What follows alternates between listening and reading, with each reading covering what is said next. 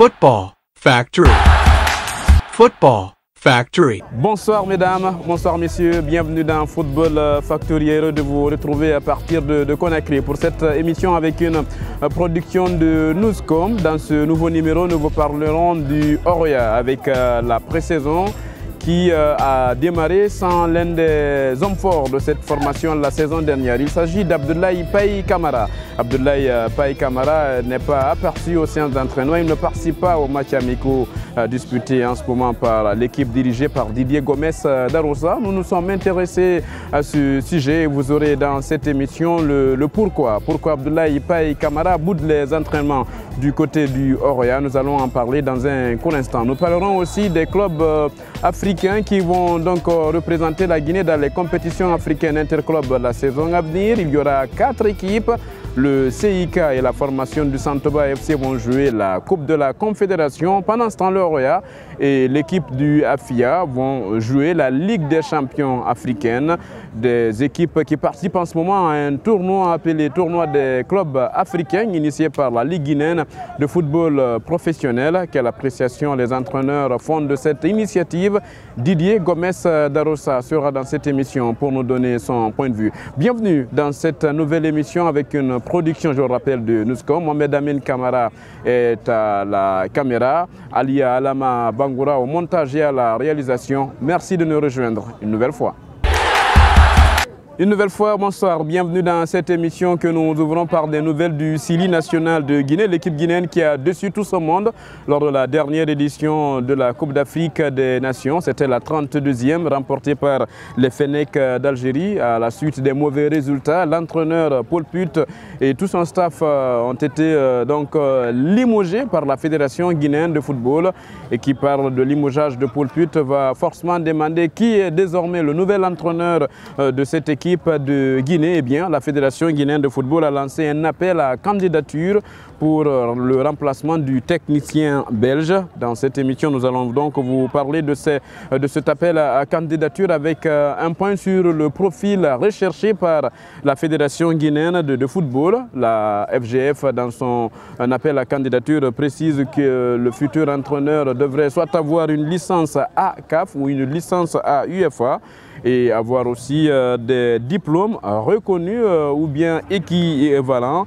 Il devrait aussi être un coach qui a une grande expérience du football africain et surtout disposé à résider en Guinée. En termes de palmarès, la Fédération guinéenne de football demande que le futur coach de la Guinée ait un bon palmarès en tant qu'entraîneur ou sélectionneur, et surtout il est exigé aussi que le futur entraîneur ait une forte personnalité, histoire d'instaurer une discipline au sein de l'équipe guinéenne. Le profil recherché est connu. En termes de procédure, les différents coachs qui seront intéressés donc par l'équipe guinéenne ont jusqu'au 12 août 2019 à minuit pour déposer leur candidature sous pli fermé au niveau de la Fédération guinéenne de football. Les dossiers doivent contenir entre autres et également une lettre de motivation, un CV, une copie des diplômes et des attestations et encore 4 photos d'identité. Plusieurs missions sont assignées au futur entraîneur de la Guinée. Les 2 principales missions sont de qualifier la Guinée à la prochaine Coupe d'Afrique des Nations prévue en 2021. Ça sera au Cameroun, au pays donc de Samuel Eto'o, mais aussi et surtout qualifier la Guinée à la Coupe du Monde 2022. Une Coupe du Monde qui va se jouer au Qatar. Voilà donc ce qu'on pouvait retenir compte de cet appel à candidature. On aura très prochainement donc le nom du nouvel entraîneur du Sili national de Guinée.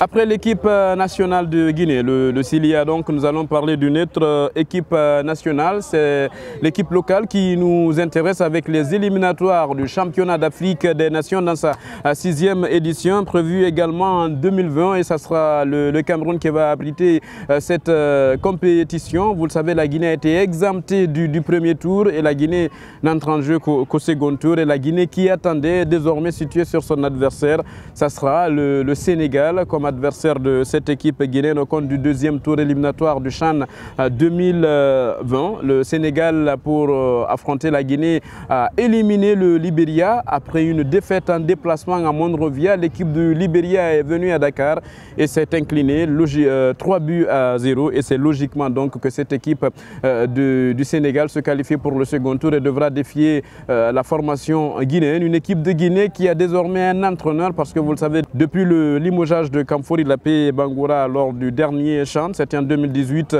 au Maroc, nous étions de la partie, il n'y avait pas d'entraîneur au niveau de cette équipe. Eh bien, la Fédération guinéenne de football a renouvelé sa confiance à Kamfouri Lapé Bangoura. Il n'est pas le seul. Son assistant, son entraîneur adjoint se nomme Guillaume Souma. C'est lui en ce moment qui est coach de l'équipe du Wakria AC. On verra donc ce que le staff technique de la P Bangoura va nous proposer à l'occasion de ce second tour éliminatoire du CHAN 2021. On souhaite bonne chance à cette équipe qui va donc peut-être se qualifier pour le CHAN 2020. En tout cas, c'est le plus grand malheur qu'on souhaite à cette équipe guinéenne. On le rappelle, en 2016, la Guinée avait fait une belle prestation. Lors du CHAN 2016, c'était au Rwanda.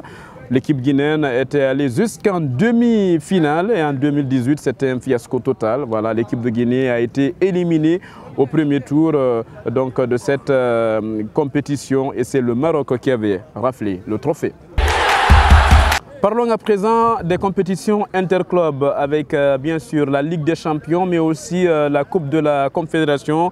Vous le savez, la Guinée sera représentée la saison à venir avec 4 équipes. Je le disais au sommaire de cette émission, le Oroya et le Afia en Ligue des Champions, l'équipe de Santoba et le club industriel de Kamsar en Coupe de la Confédération africaine de football. Cela fait suite à l'évolution de la Guinée au niveau du ranking de la Confédération africaine de football. La Guinée qui est désormais parmi les 12 meilleures nations en Afrique a donc le droit de présenter 4 équipes. C'est très bien, mais il faudra surtout se maintenir. Et bien, parlant des préparatifs de la Ligue des Champions, mais aussi de la Coupe de la Confédération, vous le savez, depuis la fin du championnat, les clubs guinéens sont en manque d'activité. Et bien, pour combler ce vide, la Ligue guinéenne de football professionnel a initié un tournoi appelé Tournoi des clubs africains qui se joue ici à Conakry, au stade du 28 septembre, mais aussi au stade de la mission de Kaloum. Un tournoi apprécié par les différents coachs qui vont donc jouer la compétition africaine la saison à venir. C'est le cas de Didier Gomes Darossa que nous avons rencontré au stade de Nongo. Il apprécie à sa juste valeur l'organisation de ce tournoi des Africains. C'est une bonne chose, il arrive un peu tôt. Hein. Vous savez, on a fini la saison le 20 juin avec en remportant la finale de la Coupe nationale. Donc il était nécessaire de laisser les joueurs au repos 3-4 semaines après une demi-saison très chargée. Donc voilà, c'est un tournoi qui arrive un peu tôt. Alors par la force des choses, on est obligé de faire tourner l'effectif, de faire jouer lors de ce tournoi des joueurs qui n'ont pour l'instant pas de licence CAF. Voilà, parce qu'il y a un programme très précis, planifié par notre nouveau préparateur physique. Donc voilà, ces matchs sont aussi un moyen de voir ce que les joueurs actuellement pas qualifiés pour la compétition africaine sont capables de faire. Restons avec l'entraîneur du Oroya qui désormais va nous parler de son effectif. L'effectif du Oroya, vous le savez, qui a été renforcé avec le recrutement de plusieurs joueurs, surtout des étrangers. Le gardien international ougandais qui a joué récemment la CAN 2019 en Égypte et par exemple parmi les nouvelles recrues de cette formation, Héritier Makambo qui évolue en Tanzanie est l'une des nouvelles figures de cette formation et pourquoi pas parler aussi d'Aristide Bansé, le Burkinabé. Cette équipe donc, du Oroya a eu assez de renforts et est-ce que Didier Gomes Darossa est satisfait de son effectif? Voici sa réponse. Très satisfait, je le dis encore une fois, hein, merci au président du club et au propriétaire du club d'avoir autorisé toutes ces venues. On aurait aimé faire un peu plus de joueurs guinéens dans la jeunesse guinéenne. Ça n'a pas été possible malheureusement, mais en tout cas, on a déjà Morlaï Silla qui, comme on le voit depuis 2 matchs, nous apporte déjà beaucoup, qui a vraiment un gros potentiel. Après, sur les recrues, vous oubliez Enoch qui fait vraiment une très très forte impression depuis le début de la préparation. Coutinho qui est arrivé aussi hier, qui avait fait la CAN et qui s'était blessé juste avant la CAN avec le Zimbabwe, qui est arrivé hier. Donc voilà, de bonnes recrues, de bonnes choses. Je crois qu'on est armé, très armé offensivement cette année en tout cas. Parlant toujours donc du Oroya dans cette émission, vous le savez, avec l'arrivée d'un nouvel gardien de but, il y a déjà d'autres qui étaient sur place. Khadim Ndiaye est certes blessé, mais on peut retenir Abdoulaye Kanté, le Guinéen, Germaine Berté, le Malien, l'Ougandais. Il y a un autre jeune Guinéen dans cette équipe en tant que gardien de but, c'est le jeune Moussa Camara. Donc assez de choix à faire pour Didier Gomes d'Arossa, mais qui va débuter la saison? Il a donné des indices dans cette interview qu'il nous a accordée. La hiérarchie elle se fera sur les matchs à venir. On sait que pour l'instant, Moussa va démarrer la saison. On souhaite pour lui qu'il la démarre aussi bien que la saison dernière. Robert vient d'arriver il a soigné un petit problème à l'épaule. Alors pour l'instant, le gardien ougandais est un petit peu indisponible. Donc Moussa va démarrer. Après, c'est la concurrence. Comme il y aura concurrence à tous les postes, les meilleurs joueront. Je crois que quand il y a cette concurrence, ça crée beaucoup d'émulation. On le voit déjà lors des séances d'entraînement. Donc une bonne chose pour tout le monde. La hiérarchie des gardiens, on en parlait, donc Moussa Camara va démarrer la saison. Mais il y a un joueur qui n'a pas encore repris les entraînements avec le Oroya. Il s'agit d'Abdoulaye Paye Camara.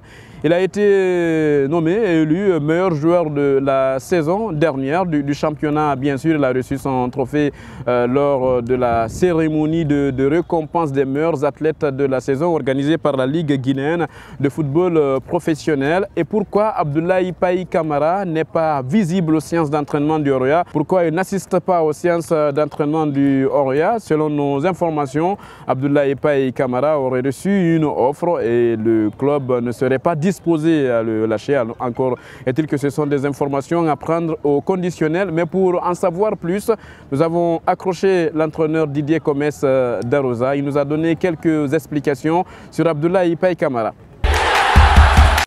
Pourquoi il a ses raisons. Je sais qu'on travaille pour résoudre ce problème.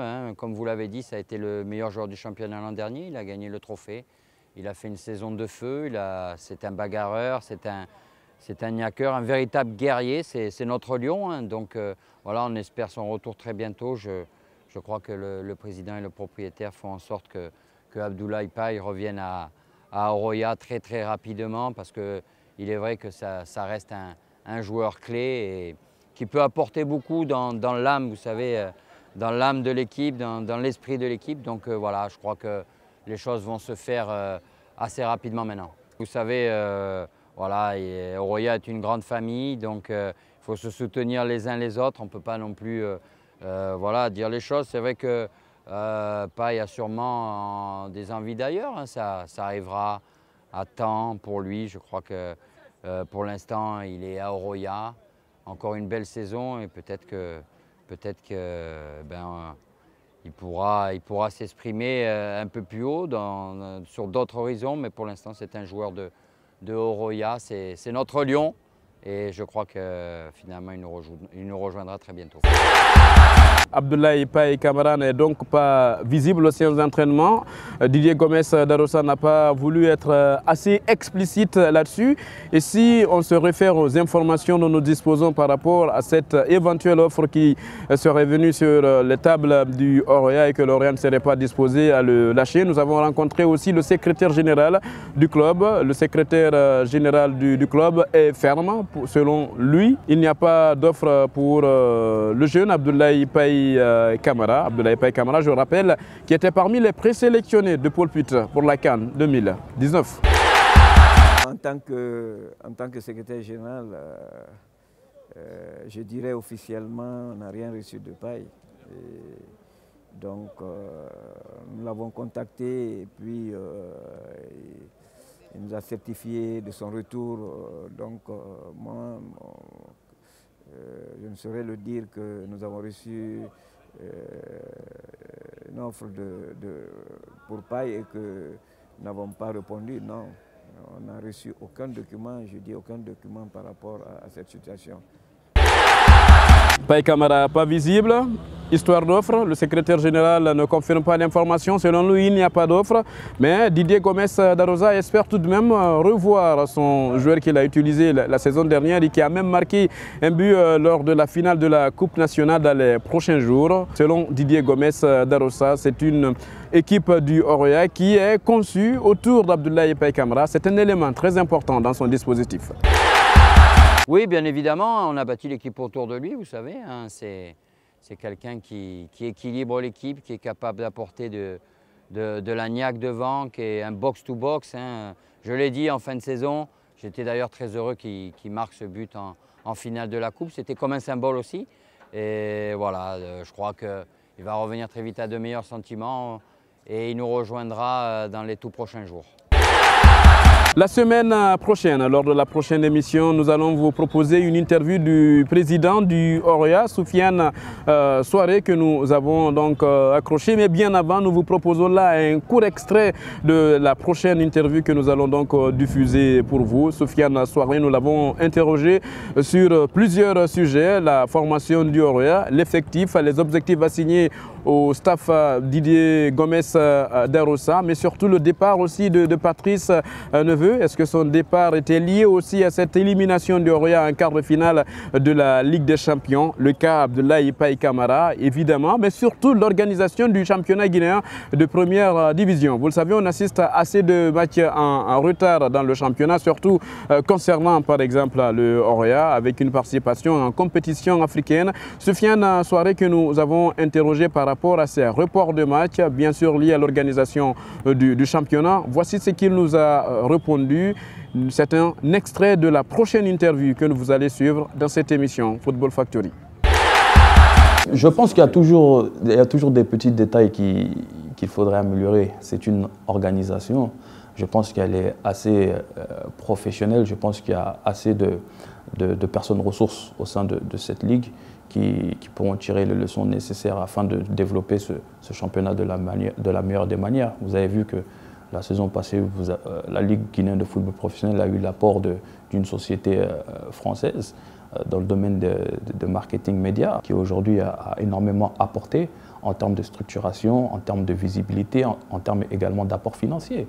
Et je pense que c'est un plus pour la Ligue guinéenne de football, c'est un plus pour l'ensemble des clubs de Ligue 1 et Ligue 2. Et je pense que ça se ressent au niveau de toutes les journées de championnat que nous jouons. Moi, j'ai un plaisir phénoménal à aller au stade et regarder pas que les matchs du Oroya, mais même les matchs des autres équipes, que ce soit au stade comme à la télévision, pour vous dire que le championnat est riche et de qualité. N'oubliez pas surtout que le championnat guinéen s'est professionnalisé ces dernières années.